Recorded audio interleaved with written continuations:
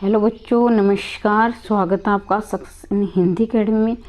देखिए बच्चों, कल हमने यहाँ तक का भाग कर लिया था और अब हम आगे करेंगे, लेकिन आगे करें इससे पहले मैं आपको 1 मिनट आपके साथ चर्चा करने वाली हूँ। ठीक है, तो मेरी ये चर्चा रहेगी कि पहले हम इस मैंने जो PDF है इससे करेंगे। फिर मैंने बच्चों 5 बुकों से मिलाकर मैंने अपने हस्तलिखित नोट बनाए हैं। हस्तलिखित, और ये हस्तलिखित में तत्पुरुष समास रहेगा, ये भी मैं बता देती हूँ क्योंकि मैं छोटी छोटी बारीकी को हम करते हुए चलेंगे। लोग कहते हैं ना, एक पंथ 2 काज करो, लेकिन बच्चों हम एक पंथ 3-4 काज साथ ही साथ करते हुए चलेंगे। तो पहले मैं इस PDF के द्वारा ये वीडियो मैं आपकी करवा दूँगी, ये 2 में ख़त्म हो जाएगी। फिर बच्चों, जो बच्चा मेरे से 0 से लेकर 100 यानी कि मेहनत के साथ पढ़ना चाहता है, कुछ बच्चे तो ऐसे हो बस MCQ करवा दो, मैम MCQ करवा दो, लेकिन बच्चों पेपर का पता नहीं कहाँ से बन जाता है। और एक मैं ये बता दूँ, पहले ही मैं क्लियर कर देना चाहूँगी, कुछ बच्चों की आदत होती है कि मैम आप जल्दी जल्दी करवा दीजिए, आप ये मत बोलिए वो मत बोलिए। देखो बच्चों, एक शब्द बोलूँगी वो भी आपके लिए बेहद कीमती होगा। कोई मैं फालतू आपके साथ बातें नहीं करूँगी, तो इसलिए साफ और क्लियर कह देना चाहती हूँ कि मैंने पहले ही इस PDF के द्वारा पढ़ाऊँगी आपको। फिर मैंने अपने खुद के नोट्स बनाए हैं और बड़ी मेहनत से बनाए हैं। मैं एक चैप्टर को करने में मैंने 4-5 दिन लगाए हैं और वो मैं आपको दे रही हूँ। कहने का मतलब पेड क्लास में जो मैडम बताती हैं, करवाते हैं, वो मैं आपको फ्री में दे रही हूँ। अब आपकी मर्जी है उसे कितना लेना है कितना नहीं लेना है। अगर आप वीडियो को 2-3 बार सुन लेना तो ये अपना अच्छी प्रकार से याद हो जाएगा। या कुछ बच्चे चाहते कि मेरे पास अस्थायी रूप से रहे, तो आप उनके नोट्स बना सकते हैं। और हाँ, एक बात और क्लियर कर देना चाहती हूँ, पुराने वाले बच्चों के लिए भी, नए वाले बच्चों के लिए, अगर आप चाहते हो कि कुछ डिस्कस होता रहे, तो वो मैंने टेलीग्राम का लिंक मैं हर वीडियो के नीचे दे देती हूँ। टेलीग्राम से आप जुड़ सकते हैं। और अगर आप पहली बार चैनल पर आए हैं तो चैनल को सब्सक्राइब कर लेना, वीडियो को लाइक कर देना, क्योंकि मैं यहाँ पर आपको हिंदी का कंप्लीट कोर्स फ्री में करवाने वाली हूँ। हम धीरे धीरे अपने लक्ष्य की तरफ आगे बढ़ते रहेंगे। बीच बीच में आपको मेरे हस्तलिखित नोट मिलते रहेंगे, बीच बीच में मैं PDF के द्वारा पढ़ाती रहूँगी, लेकिन कुछ नहीं छोड़ने वाली हूँ। या आप वीडियो को 2-3 बार सुन सकते हैं या अपने नोट्स बना सकते हैं मेरे साथ साथ। और तो यहाँ तक मैंने कर लिया था, तो यहाँ हम आगे बढ़ेंगे। देखो बच्चों, यहाँ हमारी बोलियाँ होती, खड़ी बोली मैंने बता दी थी, ब्रजभाषा, बांगरू जो खड़ी बोली है, जो वर्तमान में बोली जाती है, जो हमारे राजकाज, ये हमें क्विक रिवीजन कर रहे हैं। कल मैंने इसको करवा दिया था। जिस बच्चे ने वो वीडियो नहीं देखी, पहले वो देखे, फिर ये समझ में आएगी। तो बच्चों, जो राजभाषा जो हमारी हिंदी है, जो कार्यालय में जो प्रस्तुत की जाती है, प्रयोग में लाई जाती है, जैसे बैंक के काम है, कोई स्कूल के काम है, और जैसे हमारे ऑफिस के जितने भी काम हैं वो हैं। तो ब्रजभाषा बच्चों, ये वल्लभ संप्रदाय से इसकी स्थापना मानी जाती है। बांगरू जो हमारी हरियाणवी है, जो जाटू है, जो हरियाणा प्रदेश के लोग बोलते हैं, और उनके जो ये दे रखे हैं ज़िले, इसमें बोले जाते हैं। अब बुंदेली हम पढ़ने वाले हैं, और बुंदेली,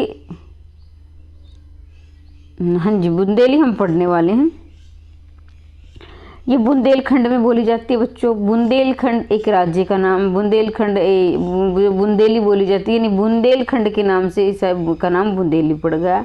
ठीक है, ये UP, इधर से मध्य प्रदेश, इधर से बोली जाए, जैसे झांसी है, जालौन है, मीरपुर है, ओरछा है, नरसिंहपुर, होशंगाबाद, मिली जुली यहाँ पर ये जो बच्चों बोली जाती है, महाराष्ट्र वगैरह इधर से। तो बच्चों, बुंदेलखंड मध्यकाल हिंदी साहित्य का केंद्र का, यानी कि मध्यकाल हिंदी साहित्य का केंद्र तो था, परंतु ब्रजभाषा में की गई, मतलब कि साहित्य जो है ब्रजभाषा में ज़्यादा लिखा गया। कहने का मतलब ये बोल रहे हैं, ये आप याद रखेंगे। दतिया, पन्ना, चक्खरमारी, दाहो, बालकोट, छिंदवाड़ा, इन कुछ भागों में बोली जाती है। कन्नौजी वह बोली अवधी और ब्रजभाषा के बीच के क्षेत्र में बोली जाती है। कन्नौजी ब्रजभाषा में से कुछ सामान्य रखती है। अच्छा बच्चों, फर्रुखाबाद। अब कनौजी, क्वेश्चन ये बनेगा कि कनौजी का केंद्र क्या है? आप उत्तर दोगे कनौजी का केंद्र है फर्रुखाबाद। क्या रहा बच्चों? फर्रुखाबाद। अब हरदोई, शाहजहाँपुर, पीलीभीत, इटावा, कानपुर के आसपास इसका प्रसार मिलता है। यूं तो इस क्षेत्र के निवासी कवियों ने ब्रजभाषा में रचनाएं की। कहने का मतलब है इसका प्रचार प्रसार तो ये हरदोई, शाहजहाँपुर, पीलीभीत, इटावा, कानपुर के आसपास मिलता है। लेकिन इस क्षेत्र के लोगों ने काव्य जो रचनाएं की हैं, जो साहित्य लिखा है, वो ब्रजभाषा में ही लिखा है। ठीक है। अब हम अवधि की बात कर रहे हैं और कितनी फेमस हमारी अवधि है ये भी आप जानते हैं। इसे कोसली बैसवाड़ी भी कहा जाता है, जैसे इसका कोसली नाम है, बैसवाड़ी भी कहा जाता है। फिर इन प्रदेशों में बोली जाती है, इन जो है जिलों में बोली जाती है। रायपुर है, सीतापुर है, खीरी है, फैजाबाद, गोंडाबाद, ये सब आ जाते हैं बच्चों। कई बार आपको लग रहा है ना कि ये नहीं, ये आ जाते हैं, प्रश्न बनते हैं। सुल्तानपुर, प्रतापगढ़, बाराबंकी में अवधि बोली जाती है। यूँ इलाहाबाद, फतेहपुर, कानपुर, जौनपुर जिलों के कुछ भागों में भी अवधि बोली जाती है। और अवधि में बड़ा सुंदर साहित्य लिखा गया, ये आप सभी जानते। अब पद्मावत की भाषा कौन सी? अवधि है, जो जायसी इसके लेखक हैं। तुलसीदास की भाषा, जो तुलसीदास की भाषा रही है, यानी तुलसीदास लेखक ने जो काव्य रचनाएं की वो अवधि भाषा में की है। जैसे उदाहरण के लिए रामचरितमानस उन्होंने अवधि में लिखी है। और वैसे तुलसीदास ने दोनों भाषाओं का प्रयोग किया बच्चों। ध्यान रखो कि ब्रज का भी किया है, और इसमें जैसे विनय पत्रिका इनकी रचनाएं हैं वो ब्रज भाषा में है। बघेली जो है ये रीवा का केंद्र है। हालांकि मैं इसको करवा चुकी, लेकिन हम क्विक रिवीजन कर रहे हैं। फिर बच्चों छत्तीसगढ़ी है, जो ये भाई देखो, जो हमारी पूर्वी हिंदी की जो बोली अवधि, बघेली, छत्तीसगढ़ी, ये पूर्वी प्रदेश में बोली जाती है। जैसे मध्य प्रदेश में के राजापुर, बिलासपुर जिलों में, कांकर, नंदगांव, खैरागढ़, रामपुरा आदि में ये बोली, इस बोली में भी कोई साहित्य नहीं लिखा गया। मतलब कि छत्तीसगढ़ी का भी कोई साहित्य मतलब इतना मिलता नहीं है। कोई छोटी मोटी रचनाएं मिल गई तो अलग बात है। भोजपुरी ये एक बोली है, बिहार तथा उत्तर प्रदेश में बोली जाती है भोजपुरी। जैसे छोटा नागपुर, सारण, चंपापुर, सहाराबादी, यहाँ पर ये बोली भोजपुरी बोली जाती है। कहने का मतलब बिहार के लोग और जो उत्तर प्रदेश के लोग भोजपुरी बोलते हैं। भोजपुरी का साहित्य बाल्यावस्था में ही है। भोजपुरी प्रदेश के लोग भी खड़ी बोली में अपनी रचना प्रस्तुत करते हैं। कहने का मतलब ये एक बोली ही है। ये थोड़ा बहुत साहित्य इसमें लिखा गया, इतना प्रसिद्ध इसका भी नहीं रहा है। लेकिन जो है भोजपुरी के लोग बोलते तो भोजपुरी हैं, लेकिन काव्य रचनाएं आज भी वो खड़ी बोली यानी हिंदी में करते हैं। तो बच्चों ये हमारा रहेगा कि व्याकरण का विकास कैसे हुआ, कैसे बनी, तो हम देखेंगे। वी प्लस आ प्लस कर्ण, वी प्लस आ प्लस कर्ण, यानी ऐसे बना है व्याकरण। वी प्लस आ यानी उपसर्ग, ये उपसर्ग याद रखेंगे। वी प्लस आ प्लस कर्ण, जिसका शाब्दिक अर्थ है विश्लेषण करना। अब आपसे कोई पूछे कि व्याकरण का क्या अर्थ है, तो बच्चों आप जवाब दोगे व्याकरण का अर्थ है विश्लेषण करना। और ये बच्चों वी आ प्लस कर्ण जो है, वी और आ ये है उपसर्ग लगने से व्याकरण का निर्माण हुआ है।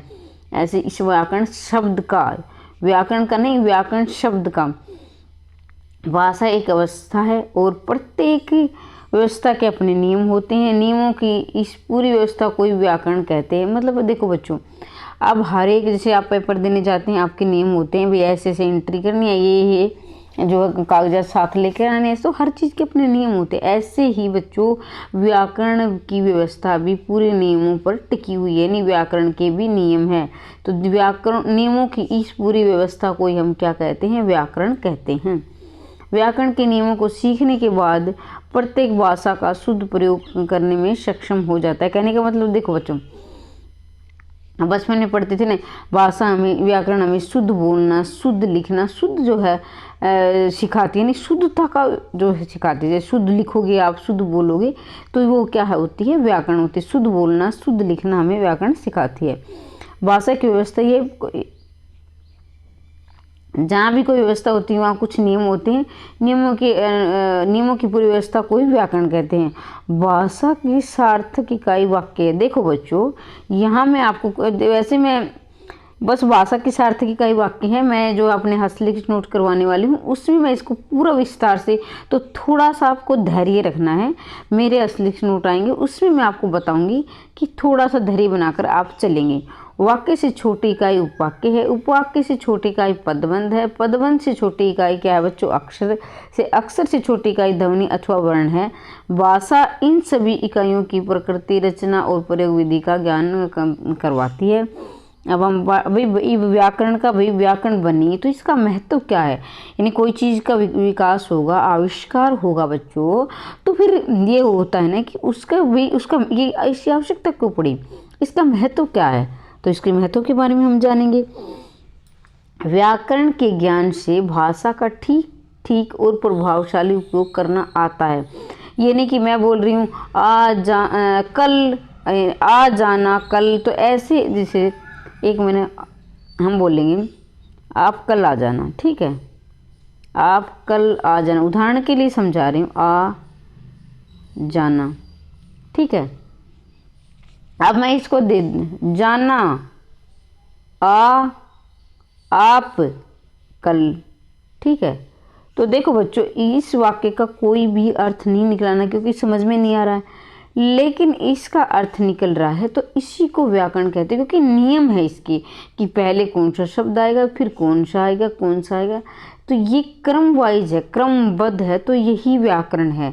यानी कि इसका आपको अर्थ समझ में आ रहा है कि आप कल आ जाना, क्योंकि कल आने के लिए बोल रहा है, अब जाना आप कल, तो ये क्या है, ये तो कोई नियमबद्ध नहीं है।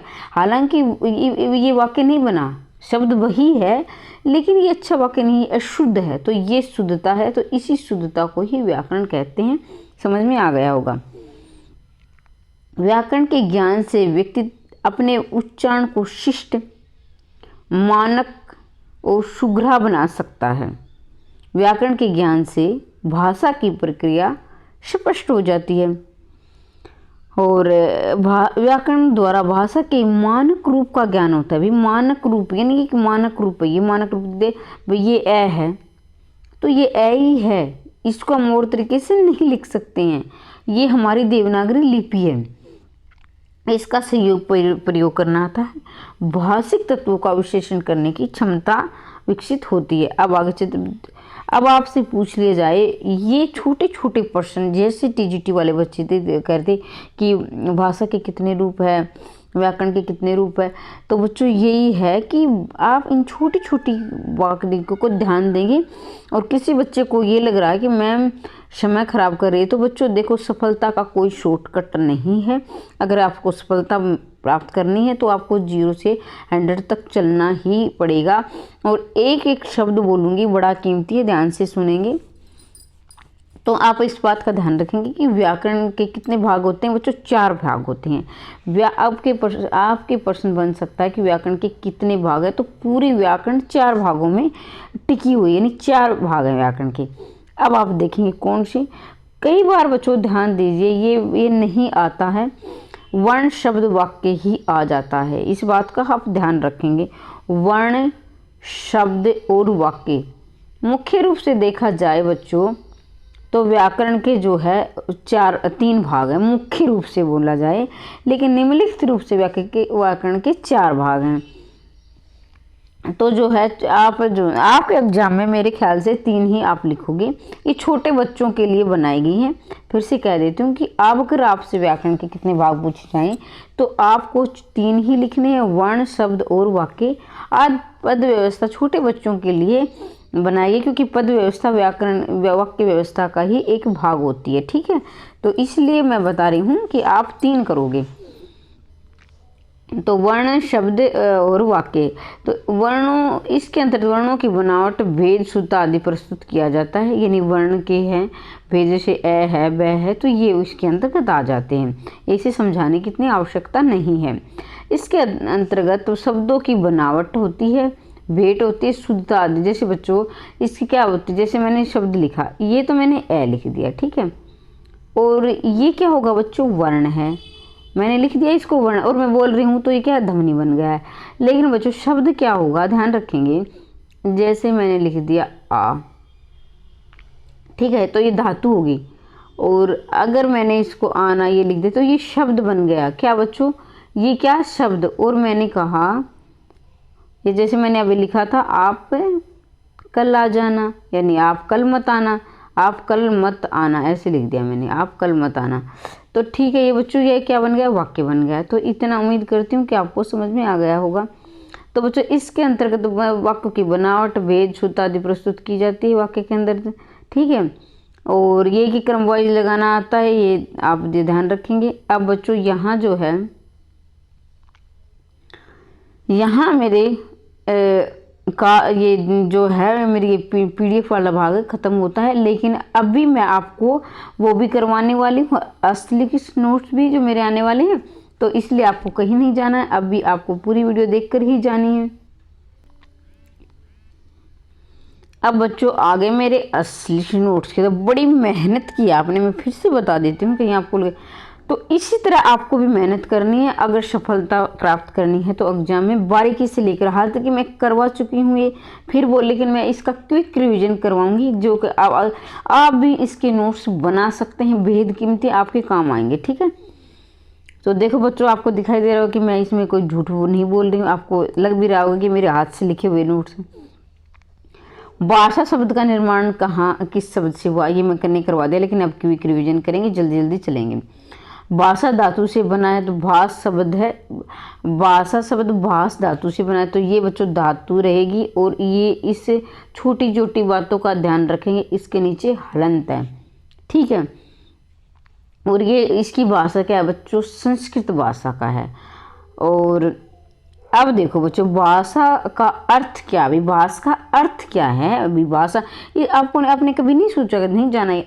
आप ये अपने सवाल खुद निकाला करो कि भाषा, इसका नाम भाषा ही क्यों है, और भी कुछ तो हो सकता है, तो उसका नाम व्याकरण ही क्यों है, उसका नाम लिपि ही क्यों है। तो आपने कभी सोचा कि इसका नाम यही क्यों रखा।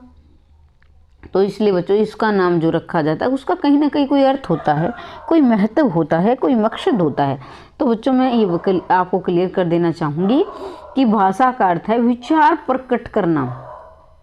भाई भाष है, भाष जो धातु है इसका अर्थ है बच्चों विचार प्रकट करना, और ये है अध्वन्यात्मक इकाई है, क्योंकि जब हम लिख देते हैं भाषा को तो अध्वन्यात्मक इकाई हो जाती है, और हम बोलते हैं तो ध्वनि हो जाता है। जैसे बच्चों मनुष्य के मन व भाव जिसमें आवाज़ नहीं होती है, जैसे बच्चों विचार है, मान लीजिए विचार प्रकट करना है तो विचार क्या है बच्चों, अध्वन्यात्मक इकाई है। जैसे मैं अब मतलब कि मैं मन में सोच रही, मेरे मन में कोई विचार आया, यानी आपके मन में कोई विचार आया तो है आपके मन में ही है, मैंने तो उसको नहीं सुना ना। आप मन में ये सोच रहे हो कि मैम अच्छा नहीं पढ़ाती, मान लीजिए आपने सोचा कि मैम, तो मुझे तो नहीं पता आपके मन के विचारों का, आपको ही पता है ना। तो वो अध्वनि जब उसको आप बोलोगे, यानी ध्वनि निकालोगे, बाहर निकालोगे, तभी वो ध्वन्यात्मक बनेगा। लेकिन विचार होते हैं जो मन में सोचे जाते हैं तो वो अध्वन्यात्मक होते हैं। कहने का मतलब कि वो किसी को नहीं पता है जब तक आप ध्वनि में उसे नहीं बदलोगे। अब मैं बोल रही हूँ कि मेरे बच्चे बड़े मन से पढ़ रहे हैं तो मैंने बोल दिया इसको, तो ये ध्वनि हो गई। लेकिन अगर मैं मन में सोचूं कि बच्चे बड़े अच्छे पढ़े, यानी मन में सोच रही हूँ, मेरे अंदर विचार आया, तो ये क्या है बच्चों, ये मनुष्य के मन का वो भाव है जिसमें आवाज़ नहीं होती, तो ये विचार का अर्थ है। बच्चों ध्यान दीजिए, ये विचार का अर्थ है, मनुष्य के मन में का वह भाव जिसमें विचार, जिसमें आवाज़, माफ कीजिए, जिसमें आवाज़ नहीं होती है उसे विचार कहते हैं। तो अब बहुत अच्छे से समझाने की कोशिश की है।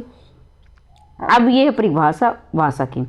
भाषा एक साधन या माध्यम है जिसके द्वारा एक व्यक्ति या व्यक्तियों का समूह दूसरे व्यक्ति के समूह के अपने विचारों को पहुंचाता है या आदान प्रदान करता है। आपने सुना कि एक व्यक्ति दूसरे व्यक्ति को, ठीक है। अब आप ध्यान रखें, क्योंकि आप बच्चे नहीं रहे, आप बड़े हो गए हैं, आप कंपटीशन टेस्ट की तैयारी कर रहे हैं, तो बच्चों ध्यान रखेंगे कि एक व्यक्ति या दूसरे व्यक्ति नहीं होता, उसमें एक व्यक्ति हो सकता है, एक व्यक्तियों का समूह होता है, फिर दूसरे व्यक्ति या दूसरे व्यक्तियों का समूह हो गया है, ठीक है ना।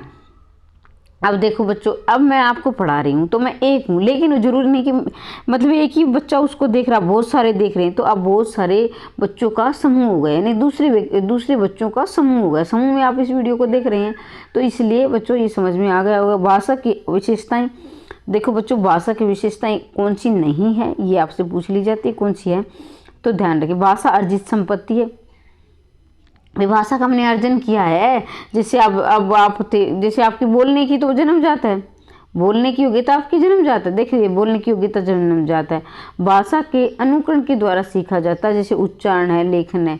तो जो बच्चों ध्यान रखेंगे, भाषा जो है अर्जित क्षमता। आप बोलना जन्मजात है, आप बोलने की योग्यता, जैसे आपने बच्चा जैसे आपने बोला, जैसे माँ बोला, तो ये बात अलग है कि माँ शब्द कुछ बच्चे सीख जाते हैं, सभी सीखते हैं माँ तो लेकिन बाद में जैसे हिंदी बोलना है या अंग्रेजी बोलना है, फ्रेंच बोलना है, या उसके जो है आप कोई भी भाषा संस्कृत बोलना है, तो ये आपने अर्जित किया, इसको सीखा है। जैसे स्कूल में गए आप, तो या आपने किसी ये घर में ही लगा लो, आपको हिंदी घर में हिंदी का माहौल है तो हिंदी बोलोगे, अंग्रेजी का माहौल है तो अंग्रेजी बोलोगे, तो समझ में आ गया कि ये अर्जित संपत्ति है। बोलने की योग्यता जो जन्म जाता है। भाषा को अनुकरण के द्वारा अनुकरण जैसे उच्चारण है, दो प्रकार से सीखते हैं, जैसे उच्चारण करना, लेखन करना। ठीक है, तो अब हम आगे बढ़ते हैं। और ये है भाषा के ये रहे भाषा सामाजिक प्रक्रिया है। भाषा एक दिन में नहीं सीखी जाती, धीरे धीरे समाज में रहकर सीखते हैं। भाषा एक सामाजिक प्रक्रिया, समाज में रहकर आप सीख सकते हैं, सीखते भी हैं और सीखते हैं। तो भाषा का अंतिम स्वरूप नहीं है भाई, हर दिन नए शब्द बनते हैं, अंतिम स्वरूप को हर दिन नया सीखते हैं। कुछ टीचर हो चाहे बच्चे हो, मैंने तो इसको पूरा कंप्लीट कर लिया। मैं कभी भी नहीं कहती कि मैंने इसको पूरा कंप्लीट कर दिया, मैं इतना कहूँगी इतना परीक्षा में आ जाएगा। ठीक है, परीक्षा की दृष्टि से इतना कर लो, इतना काफ़ी है। मैं यही कहूँगी क्योंकि बच्चों कोई की भाषा का अंतिम स्वरूप नहीं है, हर दिन नया नया विकास होता रहता है, हर दिन नए नए शब्द आते रहते हैं। तो कभी भी एक टीचर को भी ये नहीं सोचना चाहिए कि मैं शिक्षक हूँ, वो एक विद्यार्थी ही रहता है, क्योंकि दिन प्रतिदिन नए शब्द कितना सीखेंगे, ये सीखने की भी हमारी तो एक क्षमता होती है ना। हिंदी भाषा का विकास 1050 विक्रम संवत से हुआ, ध्यान रखेंगे 1050 विक्रम संवत। और यहाँ ईस्वी आ जाए तो आप 1000 करोगे। ठीक है बच्चों, ईस्वी आ जाए तो आप 1000 करोगे, विक्रम संवत आ जाए तो आप 1050 करोगे। इस बात का ध्यान रखोगे। कहीं आप कहोगे मैम ने तो 1050 बताया था, भाई उसका तो 1000 है।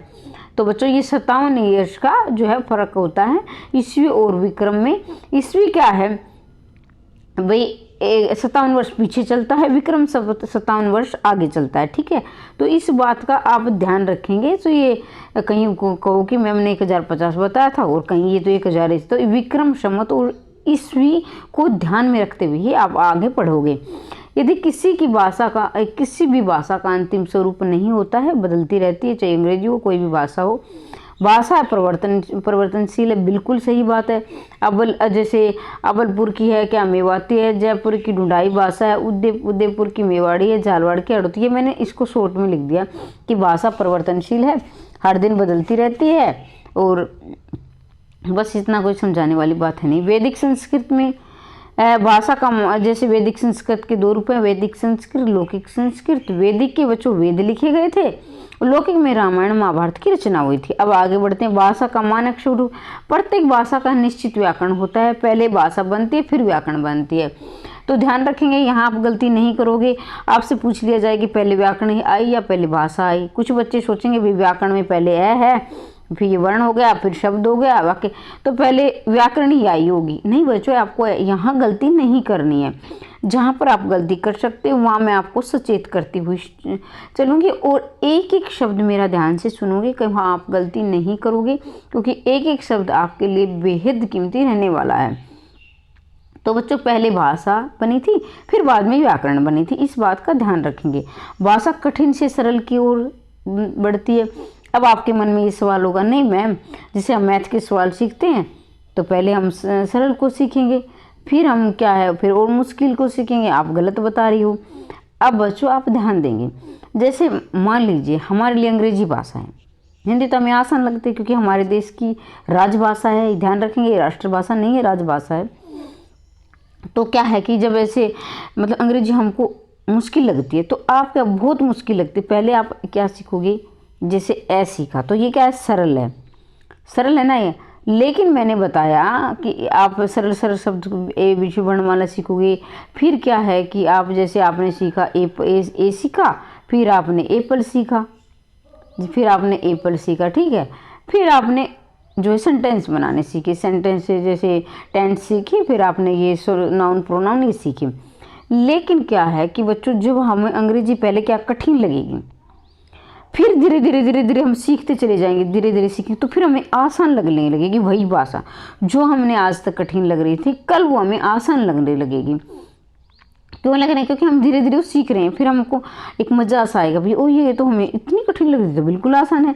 तो वही बात है बच्चों, भाषा जो है कठिन से सरल की ओर चलती है। भाषा शुरुआत में कठिन लगती है, और अगर हम इसकी व्याकरण रूप को नियंत्रण प्राप्त कर लेते हैं, यानी व्याकरण के नियम सीख लेते हैं, तो फिर बच्चों तो भाषा वही भाषा हमें सरल लगने लगती है। तो मुझे नहीं लग रहा कि कोई आपको इतनी आसानी और इतने प्यार से कोई और इतने नोट्स के द्वारा समझा सकता है, वो भी फ्री में। तो उसकी आप कदर करेंगे और इतना ही कर लोगे। मैं ये नहीं कहूँगी मैंने पूरा करवा दिया, फिर मैं कहती हूँ एग्जाम की दृष्टि से, परीक्षा की दृष्टि से आप इतना कर लोगे, कोई पर्सन इससे बाहर नहीं जाएगा। मेहनती बच्चे मेरे साथ जुड़े रहेंगे, और जो जिन बच्चों को लग रहा है कि एमसीक्यू क्वेश्चन नहीं मैम एमसीक्यू क्वेश्चन, तो वो करवाऊंगी। बच्चों धैर्य रखें, वो जब हमारा पेपर जो है आ जाएगा तब करवाऊंगी, तब तक अपना बेस तैयार करें। जिन बच्चों का बेस नहीं है वो मेरे साथ बेस तैयार कर लेंगे। जिज्ञासा, एक का अर्थ लिखा है। जिज्ञासा का मतलब जानने की इच्छा, और अनुकरण के का मतलब होता है के जैसा, के अनुसार। ये प्रायवाची भी आपके क्लियर होते हुए चलेंगे। मैंने कहा ना छोटी छोटी बातें। फिर भाषा विकास का क्रम, भाई भाषा के विकास का क्रम, ये आपका एक साइकोलॉजी यानी पेडागोजी, साइकोलॉजी लगा ले, पेडागोजी लगा ले, इसका कोई प्रश्न आपको तैयार होगा। ये भी आप पेडागोजी भी साथ के साथ करते हुए चलेंगे। बड़ी मेहनत लगी है बच्चों, बार बार बोल रही हूँ, तो आप भी मेहनत कर लीजिए, या आप अपने नोट्स भी बना सकते हैं। पहले क्या है, कौशल, भाषा के कितने कौशल है, प्रश्न बनेगा, आप ध्यान रखेंगे। 4 कौशल है भाषा के। पहले आप सुनना, फिर आएगा बोलना, फिर पढ़ना, फिर लिखना।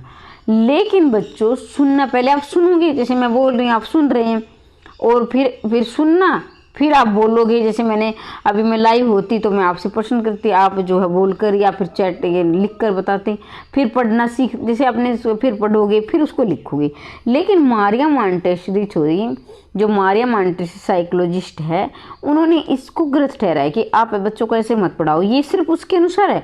बाकी सब इसको क्रम मानते हैं, लेकिन मारिया मोंटेसरी बच्चों इसको मानती है। पहले क्या कहती है वो कि पहले सुनो, ये यहाँ तक तो मतलब कहने का मतलब यहाँ तक तो वही है, सुनना बोलना। लेकिन यहाँ उसने इसको ये कर दिया, इसको ये कर दिया, ठीक है, इसको ये कर दिया, इसको। कहने का मतलब पहले उन बाकी जो थे साइकोलॉजिस्ट वो पढ़ना बता रहे थे, लेकिन इन्होंने कहा कि नहीं बच्चों को आप पहले लिखना सिखाओ फिर पढ़ना सिखाओ। तो ये हमारे माइंड बस इसको इसमें चेंज है, बाकी वही है। फिर बच्चों भाषा के प्रकार हैं। भाषा के 3 प्रकार है, मौखिक, लिखित और सांकेतिक। सांकेतिक भाषा का, मौखिक को पता ही है, लिखित को लिखना, लेकिन सांकेतिक में थोड़ा समझा देना चाहूँगी। जैसे मान लीजिए आप रोड पर चल रहे हैं, तो नियम होता है ना कि अब ऐसे चलो, तो ये संकेत है भाई इधर जाना है। ये जो आप जा रहे हो दिल्ली की तरफ, इधर जाना है। आप रोहतक की तरफ जा रहे हो तो इधर जाना है। ये मतलब ये नहीं कि आप ये मत बहस करने लगा मैम दिल्ली इधर नहीं है उधर है। कहने का मतलब मैं समझा रही हूँ कि डायरेक्शन, नियम जो संकेत समझो मेरा। फिर इधर ये ऐसे निशान मिलता है, मतलब कि आपको सीधा चलना है। फिर लाल बत्ती आती है तो आपको रुकना है, और जो हरी बत्ती जलती है तो आपको चलना है। तो ये क्या है, संकेत ही तो है, ये सांकेतिक भाषा है। फिर बच्चों मौखिक भाषा, रेडियो सुनना है, जैसे नेता, ये आ जाते हैं कि ये मौखिक भाषा में कौन से आते हैं। लिखित तो कुछ बच्चे ये तो हमें आते हैं, लेकिन बच्चों ये ऐसा नहीं है। ये छोटी छोटी गलतियाँ ही आपको नंबर कटवा देती हैं, क्योंकि जिस बच्चे का 0.5 से सिलेक्शन रुक गया हो वो इसका दर्द समझ सकता है। और वो आपको आज उससे आप पढ़ रहे हो 0.5 से सिलेक्शन, कितना दर्द होता है कि काश हमारा 1% वो ठीक हो जाता, तो हमें जो है यहाँ हमारा सिलेक्शन नहीं हो जाता। तो बच्चों मैं कहती हूँ कि छोटी छोटी बातें आप ध्यान से पढ़ोगे, इसलिए मैं आपको बताती हूँ कि मैं ये दर्द झेल चुकी हूँ। मौखिक भाषा, रेडियो सुनना, नेता का भाषण देना, जैसे रेडियो सुन रहे हो तो ये मौखिक भाषा है। अब आप कहोगी नहीं मैम ये तो क्या है, लिखित है, ये है। तो बच्चों ध्यान दे, कुछ समझोगे आप। रेडियो सुनना तो क्या है, मौखिक भाषा भी कोई बोल रहा है, जैसे मैं बोल रही हूँ। नेता का भाषण दे रहा, वो भी बोल रहा है, बोल कर दे रहा है। साक्षात्कार या फ़ोन पर बात करना, ये सभी क्या है, फ़ोन पर आप ऑप्शन आएगी, फ़ोन पर बात करना क्या लिखित है, मौखिक है, ये है। तो बच्चों ये साथ साथ फ़ोन बात करना, ये सब मौखिक भाषा है। मौखिक और लिखित जो है, अध्यापक का पढ़ाना, ये मौखिक और लिखित दोनों है। जैसे मैं लिख भी रही हूँ और आपको बोल भी रही हूँ, तो अध्यापक का पढ़ाना बच्चों मौखिक और लिखित दोनों आएगा। लेकिन मैं अगर लिख नहीं रही हूँ, सिर्फ आपको बोल कर पढ़ा रही हूँ, तो वो सिर्फ आएगा मौखिक। लेकिन मैं लिख भी रही हूँ, आपको अध्यापक का पढ़ाना, लेकिन आप गलती नहीं करोगे, अध्यापक का पढ़ाना आ जाए, क्योंकि वो तो ये नहीं बताएगा कि वो बोल कर पढ़ा रहा है या लिख कर। तो अध्यापक का पढ़ाना, आप कुछ पर्सन ऐसे होते हैं बच्चों, वो जो है ऑप्शन पर डिपेंड होते हैं, लेकिन हमारी जो इंद्रियां है ना, इसको सोच कर पढ़ा करो। आप क्या है ना कि उस मैडम ने ये गलत बता दिया, उस टीचर ने ये गलत बताया, ऐसा नहीं है बच्चों, कोई भी गलत नहीं बताता है, मैं फिर से कहती हूँ। लेकिन आप अब छोटे बच्चे नहीं हो, अपनी इंद्रियों का प्रयोग कर, अपनी सेंस का प्रयोग कर, ऑप्शन पर जाया करो, ऑप्शन दिया क्या गया है तो आप अपने ऑप्शन निकालना सीखो। तो अध्यापक का पढ़ाना कि मौखिक और लिखित दोनों है। दो व्यक्तियों आपस में बैठकर बातें कर रहे हैं, तो भाई ये क्या है, मौखिक भाषा। देखो भाई आपस में बात करें नहीं, उनको उसको अगर कोई, जैसे मान ले दो व्यक्ति है, आप लगा ले कोई आपका कोई है, जैसे आप कोई बजट बना रहे हो, घर का बजट लगा ले, या कोई बिजनेस का है, तो आपस में वो पेन और कॉपी लेकर बैठे हैं। तो ये नहीं कि मैडम ने तो बताया कि दो व्यक्ति आपस में बैठकर बातें कर रहे हैं, तो मौखिक भाषा। तो बच्चों आप बड़े समझदार हो, भावी अध्यापक हो और मेरे से भी ज़्यादा समझदार हो। तो कहने का मतलब है कि आपको ऑप्शन देखने हैं। जैसे दो व्यक्ति, मान लीजिए ऑप्शन में ये आ जाए कि दो व्यक्ति आपस में बैठ कर कोई हिसाब किताब कर रहे हैं, जैसे कोई पेन कॉपी लेकर बैठे हैं, तो भाई वहाँ लिख भी रहे हैं और वो बात भी कर रहे हैं। लेकिन अगर आप सिर्फ बातें कर रहे हैं, दो व्यक्ति बैठकर आपस में बातें कर रहे हैं, तो वो क्या है बच्चों, मौखिक भाषा है। ये मैंने नोट कर लिखा है, यहाँ आपको सचेत रहना है। जो वह व्यक्ति अपने विचारों को बोलकर पट कर रहा है, दो व्यक्ति आदान प्रदान करें, वो भी क्या, मौखिक भाषा है। पत्र पत्रिकाएं लिखित भाषा में आएंगी, पत्र और पत्रिकाएं, समाचार पत्र भी लिखित भाषा में आएंगी, पाठ्य पुस्तक भी लिखित भाषा में आएंगी, ठीक है।